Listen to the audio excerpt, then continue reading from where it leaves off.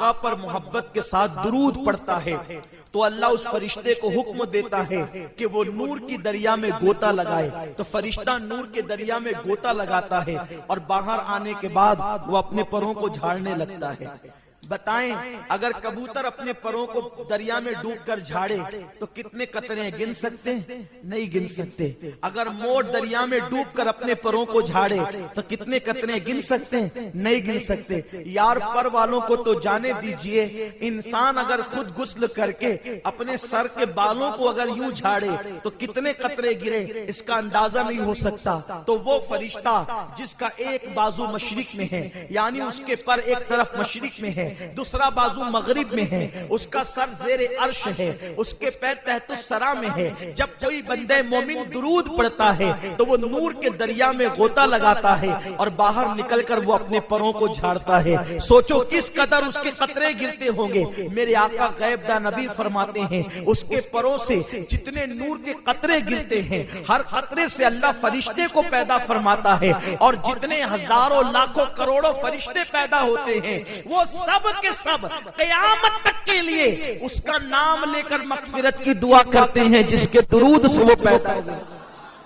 توجہ کریں, آپ کے درود سے فرشتے پیدا ہوتے ہیں. اسی لیے پوری کائنات کے اندر اللہ کی 18,000 مخلوق ہے کم و بیش. کتنی مخلوق ہے؟ 18,000 مخلوق ہے کم و بیش. یہ ناک کے اندر جو جراثیم جاتے ہیں وہ بھی اللہ کی مخلوق ہے نا, جس کو جراثیم کہتے ہیں, کیٹانو جس کو کہتے ہیں, وہ بھی اللہ کی مخلوق ہے. ایک سانس لیتے ہیں تو کروڑوں اربوں خربوں ناک میں گھستے ہیں نا, وہ اتنی مخلوق ہے اللہ کی. لیکن فرمایا گیا اللہ کی مخلوق کے 10 حصے ہیں. اللہ کی مخلوق کے 10 حصے ہیں. ایک حصے میں ساری مخلوق ہے, جنات, انسان, جراثیم, جانور, حیوان, سب, درخت, شجر, حجر, برگ, ثمر, بلبل, چڑیا, مرغ, سب ایک حصے میں ہیں. اور 9 حصے فرشتے ہیں.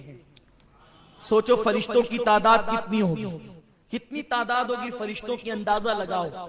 تو یہ جو فرشتے پیدا ہوتے ہیں کس طرح پیدا ہوتے ہیں؟ انسان شادی کرے تو انسان پیدا ہوتا ہے, اور انسان درود پڑھے تو فرشتے پیدا ہوتے ہیں. میں نے سوچا یہ درود سے انسان بھی پیدا ہوا, درود سے فرشتے بھی پیدا ہوئے. کیسے؟ جب آدم و حوا کا نکاح ہوا تو اللہ نے کہا آدم نکاح کے بعد میرے محبوب پر مہر کے طور پہ درود پڑھ. میرے محبوب پر درود پڑھ بطور مہر, یہ مہر ادا ہوگا. آدم نے درود پڑھا تو حوا حلال ہو گئی. حوا حلال ہو گئی تو دنیا بحال ہو گئی. اب آپ اندازہ فرمائیں, یہ دنیا وسیع ہو گئی, دنیا میں لوگ پیدا ہو گئے. اللہ اکبر, بغیر درود کے نہ انسان پیدا ہوا اور نہ بغیر درود کے فرشتے پیدا ہوتے ہیں. تو اب بتائیں جو درود نہیں مانتے ان مردودوں کا وجود کیسے؟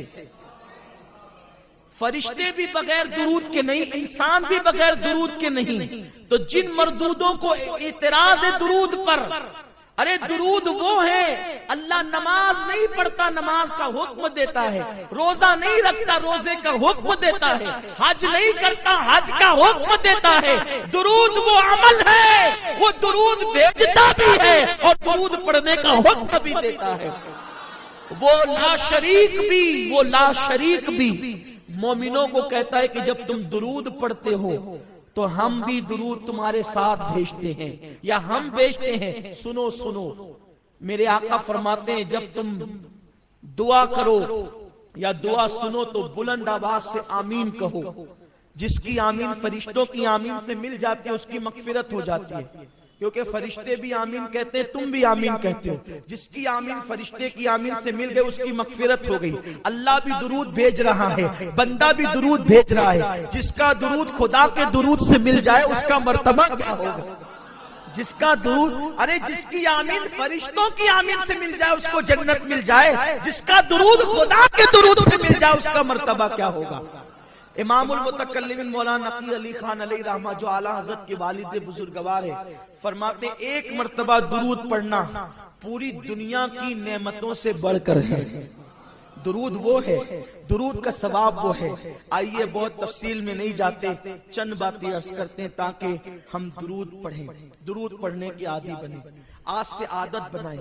درود پڑھنے میں کبھی شرمایا نہیں کریں، بلکہ اپنی عادت بنائیں، اٹھتے بیٹھتے چلتے پھرتے آقا پہ درود شریف پڑھا کریں، کیونکہ میرے آقا فرماتے ہیں، توجہ کریں آپ، جب بیان ہوتا ہے تو آپ سوچتے ہیں نا کہ آپ مقرر کے قریب بیٹھے، آپ سوچتے ہیں کہ نہیں سوچتے؟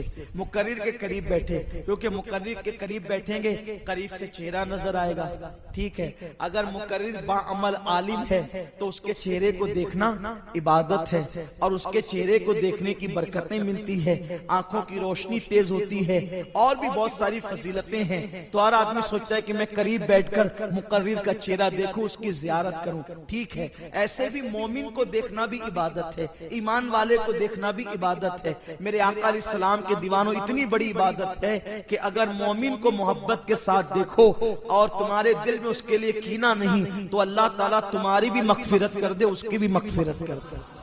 تو ہر آدمی مقرر کو، علماء کو قریب سے دیکھنا چاہتا ہے، صحیح ہے؟ حضور فرماتے ہیں جو دنیا میں جتنا زیادہ مجھ پہ درود پڑھے گا وہ قیامت کے دن اتنا زیادہ میرے قریب ہوگا۔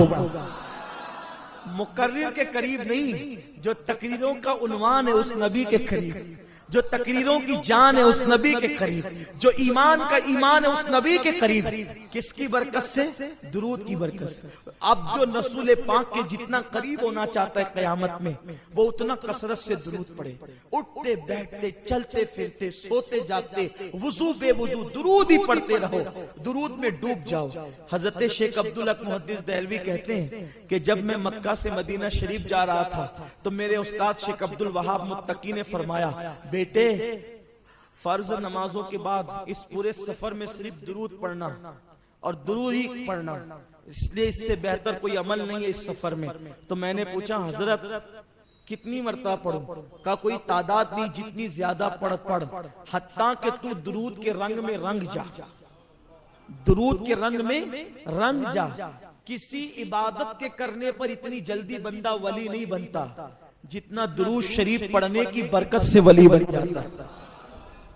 حضور محدث اعظم نے کہا ہے نا، یا غوث کہتے کہتے ہو جاتے ہیں غوث، خواجگی مل جاتی خواجہ کا دم بھر کے تو دیکھ۔ اب بتاؤ جب یا غوث کہنے سے ولایت ملتی ہے تو یا محمد کہنے سے نہیں مل سکتی۔ غوث العظم کو یا محمد کہنے سے ولایت ملی ہے، ان کو یہ مرتبے ملے ہیں۔ حالانکہ ہمارے بعض علماء یہ کہتے ہیں کہ ڈائریکٹ یا محمد کہنا بے ادبی ہے، لیکن ہمارے بعض علماء نے جو اس پر نقطہ بیان کیا وہ یہ ہے کہ حضور کا نام بطور نام یا محمد کہنا یہ بے ادبی ہے، لیکن حضور کا نام ایک مقام پر نام ہے اور دوسرے مقام پر وہ مکمل نعت ہے، کیونکہ محمد کا مطلب ہوتا ہے جس کی سب سے زیادہ تعریف کی گئی ہو، تو اس لیے یہ نام مستقل ایک نعت بھی ہے۔ تو اگر بطور نعت یا محمد کہا جائے تو پھر کوئی گناہ نہیں رہتا، کوئی بے ادبی نہیں رہتی، اس لیے کہ حضور صلی اللہ علیہ وسلم نے حدیث میں خود یہ سکھایا ہے، یا محمد انی اتوجہ الیکا، یہ الفاظ حدیث مبارکہ میں آئے ہیں۔ تو میرے پیارے آقا صلی اللہ علیہ وسلم کے پیارے دیوانوں، صحابہ نے بھی یا محمدہ کہہ کر کے پکارا ہے۔ بہرحال وہ میرا عنوان نہیں، تو عرض یہ کر رہا تھا جب یا غوث کہنے سے غوث بن جاتا انسان تو حضور کا نام لینے سے کیا مرتبہ ملے گا، حضور کا نام لینے سے کیا مقام ملے گا۔ اور یاد رکھنا آقا کریم صلی اللہ علیہ وسلم پہ جب درود پڑھا جاتا ہے تو درود کی برکت سے گناہ معاف بھی کیے جاتے ہیں۔ آقا فرماتے ہیں جو مجھ پہ ایک بار درود پڑھے اللہ اس کو 10 نیکیاں عطا کرتا ہے، کو مٹا دیتا ہے اور اس کے 10 درجات کو بلند فرما دیتا ہے۔ ایک مرتبہ کا واقعہ ہے کہ ایک شخص اپنے باپ کے ساتھ حج کے لیے چلا، اور جب وہ حج کرنے کے لیے پہنچا تو وہ کعبے کا غلاف پکڑتا تو درود پڑھتا، طواف کرتا تو درود پڑھتا، زمزم پہ آتا تو درود پڑھتا، مقام ابراہیم پہ آتا تو درود پڑھتا، درود درود درود درود درود ہی پڑھتا رہا۔ عرفات میں درود، منی میں درود، مزدلفہ میں درود، سب جگہ درود۔ یہ بھی ایک بات ہے، جو درود پڑھتا ہے نا اس کے دل کی جتنی تمنا ہوتی ہے بغیر مانگے ملتی ہے، اس لیے کہ درود حضور کے لیے دعا ہے. درود جو محبوب کے لیے دعا کرے تو اللہ تعالیٰ پھر اس کو دعا کی حاجت کیا ہے. اب یہاں یہ بات مت سوچنا کہ ہم حضور کے لیے دعا کرتے ہیں تو حضور کے مرتبے پڑھتے ہیں، نہیں. اللہ اکبر، ہم حضور کے لیے دعا کرتے ہیں تو اپنی بگڑی بنتی ہے. ہم حضور کے لیے دعا کرتے ہیں تو اپنی بگڑی بنتی ہے. اور درود درود درود پڑھتے رہے. وہ نوجوان کو ایک بزرگ نے دیکھا، لوگوں نے اس بزرگ کا نام غلط بیان کیا ہے، لیکن زیادہ تر لوگ جس بزرگ کا نام بیان کرتے ہیں وہ حضرت مالک ابن دینار ہے. حضرت مالک ابن دینار نے اس بندے کو دیکھا اور پوچھا کہ اے بندے، تو طواف کرتا ہے تو درود پڑھتا ہے، عرفہ میں درود، مزدلفہ میں درود، مقام پر درود، ملتزم پر درود، ہر جگہ درود درود، کیوں درود پڑھتا ہے؟ اس نے کہا اگر آپ اتنے بڑے اللہ کے برگزیدہ بندے نہ ہوتے تو میں آپ کو یہ راز کبھی نہ بتاتا.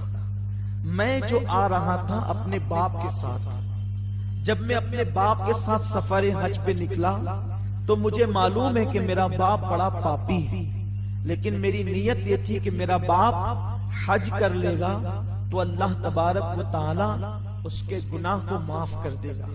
لیکن افسوس اس پر ہوا کہ جب ہم لوگ حج کا سفر کرتے رہے تو اچانک رستے میں میرے باپ کی طبیعت علیل ہوئی اور اس کا انتقال ہو گیا.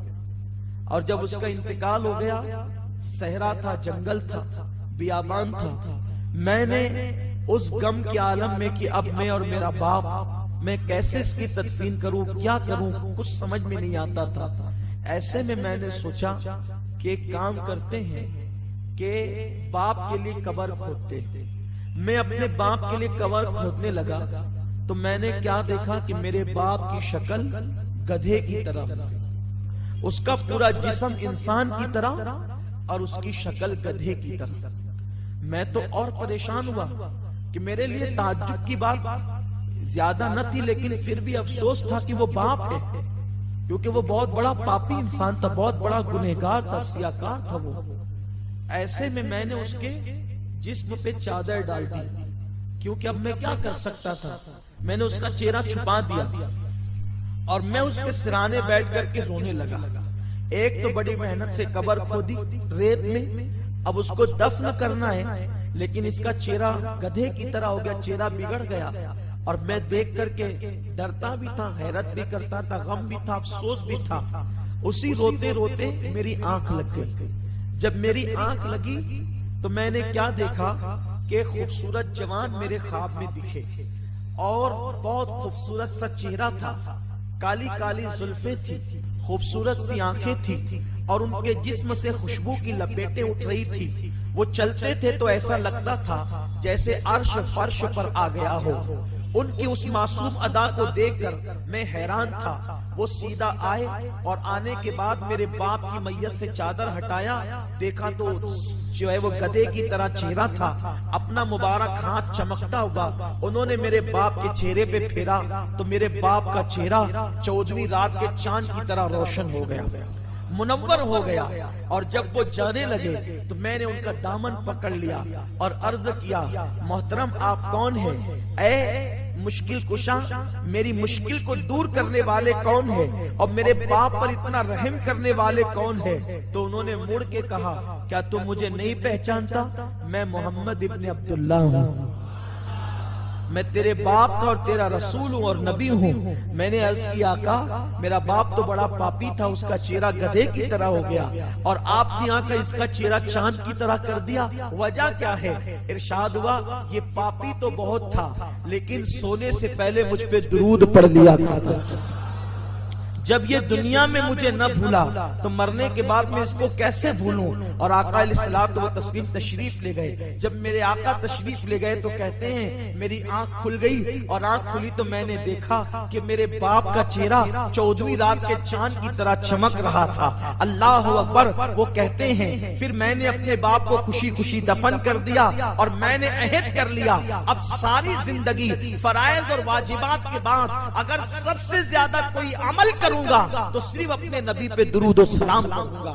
میرے پیارے آقا صلی اللہ علیہ وسلم کے پیارے دیوانوں، ماہ رمضان شریف آ رہا ہے، کثرت کے ساتھ درود شریف پڑھے اور کوشش کرے کہ کم سے کم 1000 مرتبہ درود شریف تو روزانہ ماہ رمضان شریف میں ہم نے پڑھنا ہی پڑھنا ہے، اس لیے کہ درود شریف کی بڑی برکتیں ہیں۔ میں کیا عرض کروں، درود شریف کا مقام کیا ہے۔ میرے پیارے آقا علیہ السلام کے پیارے دیوانوں، صحابہ کرام کثرت سے درود پڑھتے تھے، اولیاء کرام کثرت سے درود پڑھتے تھے، اور روایتوں میں آیا ہے کہ جو بندہ کثرت سے درود پڑھتا ہے اللہ اس کا دل منور کر دیتا ہے اور غیب کے حجابات اس سے اٹھا دیتا ہے، اور فرمایا گیا جو کثرت کے ساتھ درود پڑھتا ہے پھر اللہ تبارک و تعالی اس کے دل کو منور کر کے وہ آنکھیں عطا کرتا ہے کہ اس کی ہتھیلی پر وہ اللہ کے شہروں کو دیکھنے لگتا ہے، وہ دنیا کو اپنی ہتھیلی پر دیکھنے لگتا ہے۔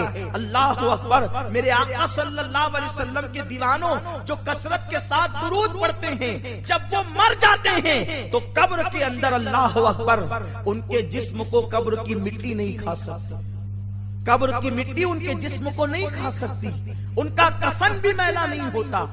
آپ نہیں دیکھتے بہت سارے لوگ کبھی ناسک میں کبھی مالیگاؤں میں الگ الگ مقامات پر عام آدمی تھے، کوئی شہرت نہ تھی، بہت سارے علاقوں کے اندر یہ بات دیکھی گئی ہے، عام آدمی تھے، کوئی شہرت نہ تھی، کچھ نہیں، ایک دم سادے سمپل، نہ عالم نہ حافظ نہ قاری، کچھ نہیں، لیکن بس درود شریف کثرت سے پڑھتے تھے تو قبر کھلی تو کفن بھی میلا نہیں ہوا۔ کیوں؟ اس کی وجہ ہے کہ جس سینے میں درود ہوگا اس سینے میں حضور کا عشق ہوگا، اور درود پڑھنے والوں کو بہت جلدی حضور کا دیدار نصیب ہوتا ہے، بہت جلدی زیارت نصیب ہوتی ہے۔ حضرت امام شافعی رحمت اللہ علیہ کو کسی نے وصال کے بعد دیکھا اور پوچھا کہ اللہ نے آپ کے ساتھ کیا سلوک کیا، تو آپ ارشاد فرماتے ہیں کہ میں نے اپنی کتاب میں حضور پر ایک درود لکھا تھا، اس درود کو قبول کر لیا گیا اور مجھ پر جنت کے پھول نچھاور کیے گئے اور مجھے دلہن کی طرح سجا کر کے جنت میں داخل کیا گیا۔ میرے آقا صلی اللہ علیہ وسلم کے دیوانوں، درود شریف پڑھنے کی عادت بنائیں، اور آقا کریم پر جتنا درود پڑھو گے اتنا دل میں محبت بڑھے گی، پیار